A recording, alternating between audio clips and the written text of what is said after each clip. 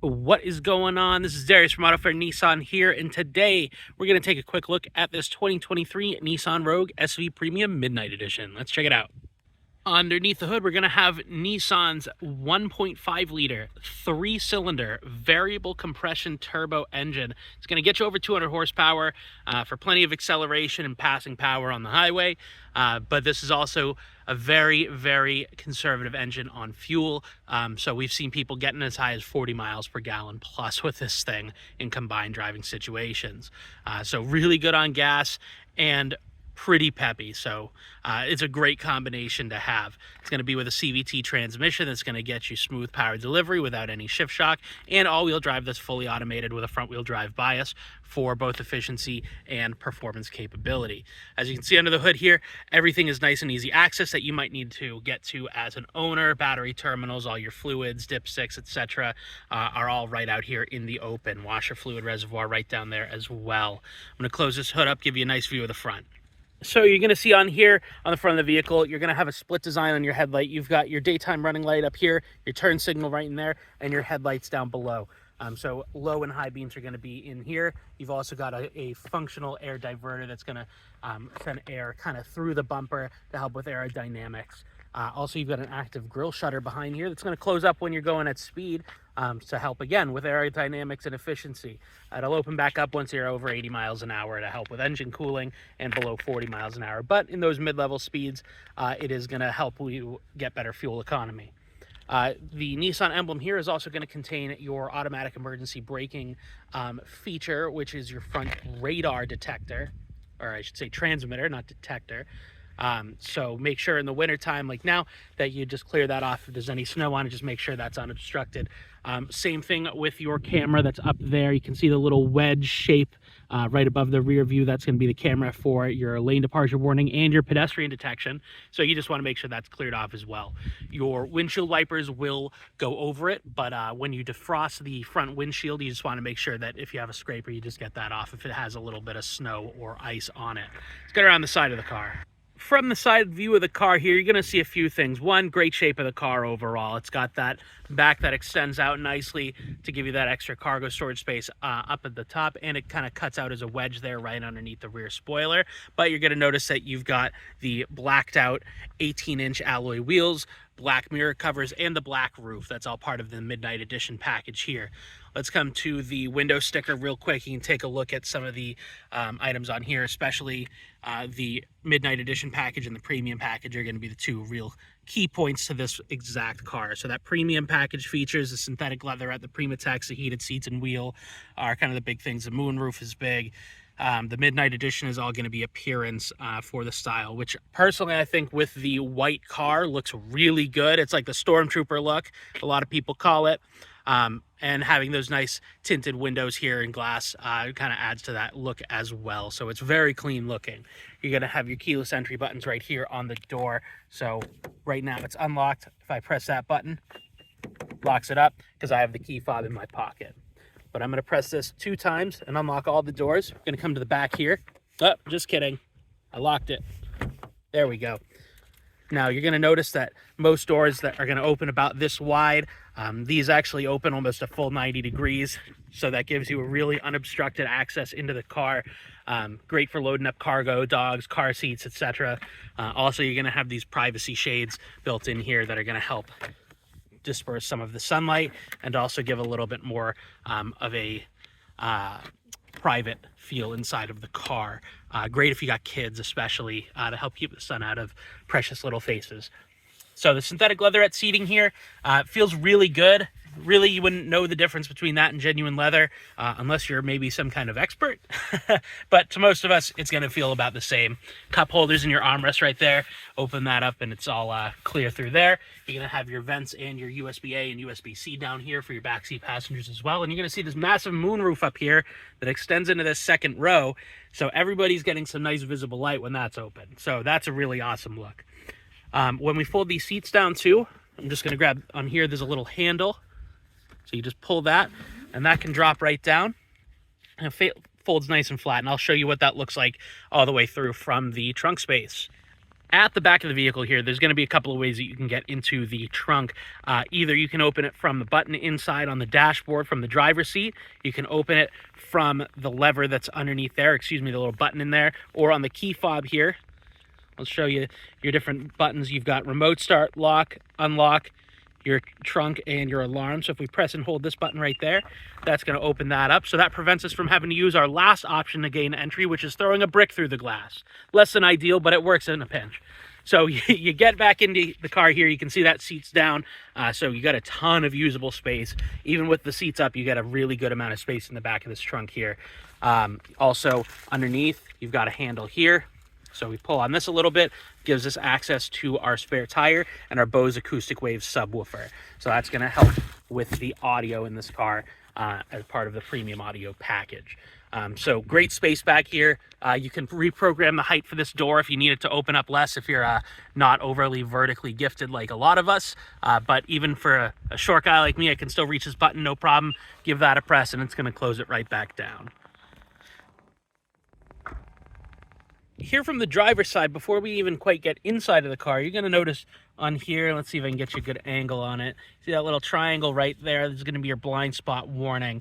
So when there's somebody in your blind spot zone, that light's going to come on orange, and it'll flash if somebody is in there, and you put your turn signal on to let you know, like, hey, don't do that. And as we open this door up here too, you're going to see power seat adjustments. So you can raise this up and down there.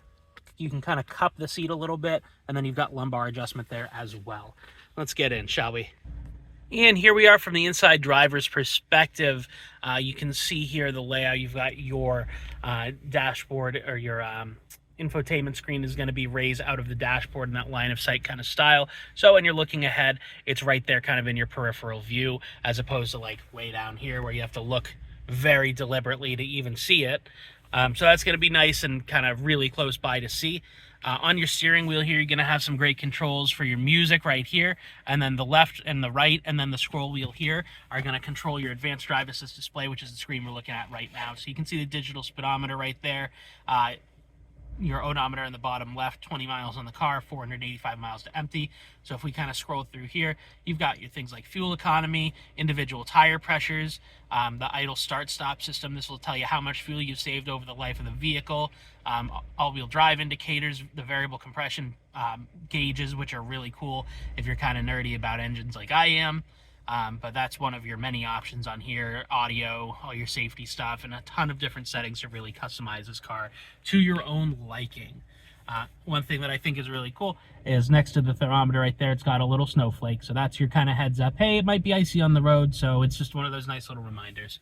On the right-hand side of the steering wheel here, you're going to have your Pro Pilot Assist controls, which are going to be this blue button right here. And then you set and adjust your speed using the little stick right there and push in to cancel it.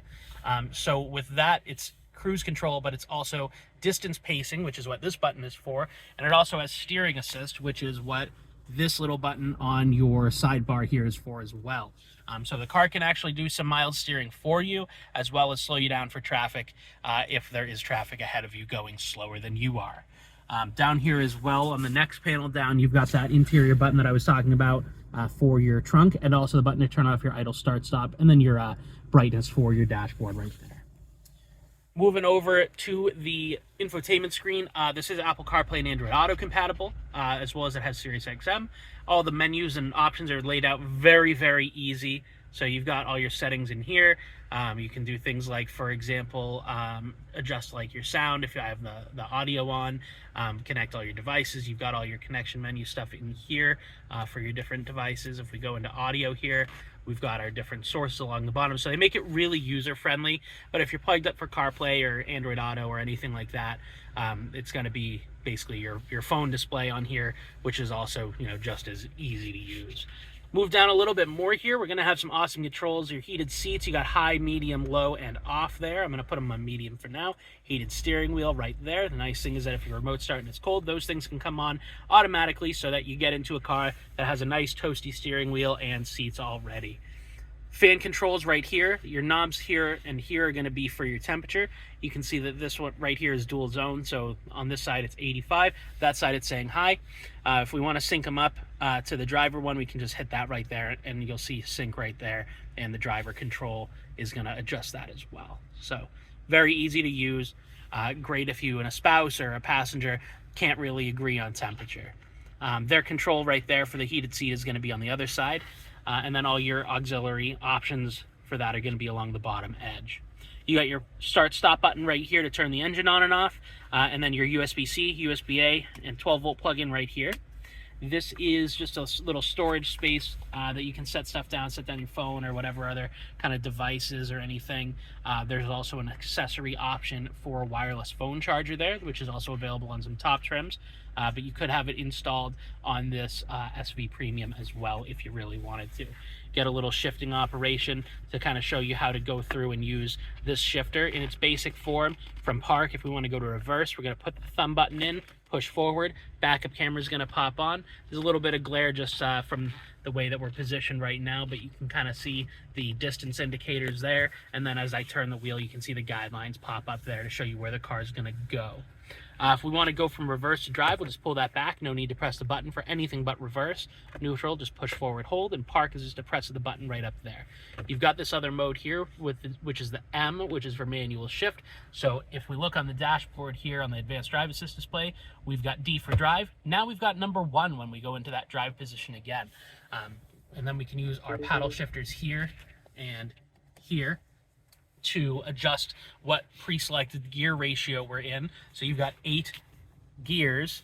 Since this is a CVT, it's not actual gears, it's all pretend, but some people feel better shifting that way or having that extra control when you're, for example, going down steep hills or in bad snowy situations, something like that. So it gives you options. More options is usually better, so that's really good. You've got your electronic parking brake right here. Pull up to engage. Light will come on there and it'll say park up top. If we want to disengage, we're going to do foot on the brake, push down, and then it's going to go away. This auto hold is going to hold the car at a complete stop when you come to a complete stop, so that when you get to your stop, you can go from this to this, release the brake, and it's still going to hold the car in place until you tap the gas. Drive modes are going to be down here. As we cycle through our drive modes, we're going to see on the actual advanced drive assist display what mode we're in. We've got off-road, snow, auto, eco, and sport that we can cycle through. You can leave it in auto pretty much 100% of the time. Come back down here a little bit farther. We're going to quick pull of that is going to open up for your butterfly doors for your armrest storage compartment. Really nice, really solid, similar to BMW's style for their armrest, but this does not have any kind of creak or give to it, which is really cool. And then move up top a little bit more. We're going to have our controls for our moonroof and our telematics SOS button right under that cover. So controls the glass, controls the shade, and then all your light controls right here. It's this nice, soft, kind of warm light for inside. Your super awesome sunglasses holder right there, and then you do have the frameless auto-dimming rear view mirror, so when cars are shining bright lights behind you, it'll dim down automatically. The frameless look is really cool. You can kind of see that there's no like big black border or anything. And then down here you've got your home link buttons. If we can kind of focus on that a little bit, so you can set up your garage doors up to 3. So if you have 3 garage doors, awesome. If you have 2, maybe you could get a neighbor to set one up so that you can kind of mess with them.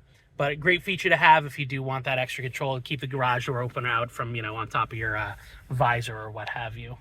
But hopefully I covered everything you were hoping to see in this video. If there's anything that I may have missed that you're looking for, leave a comment down below, or feel free to send me an email directly. I will leave contact information in the description below. But other than that, the car is going to be located here on our lot at 45 Portsmouth Avenue in Stratham, New Hampshire.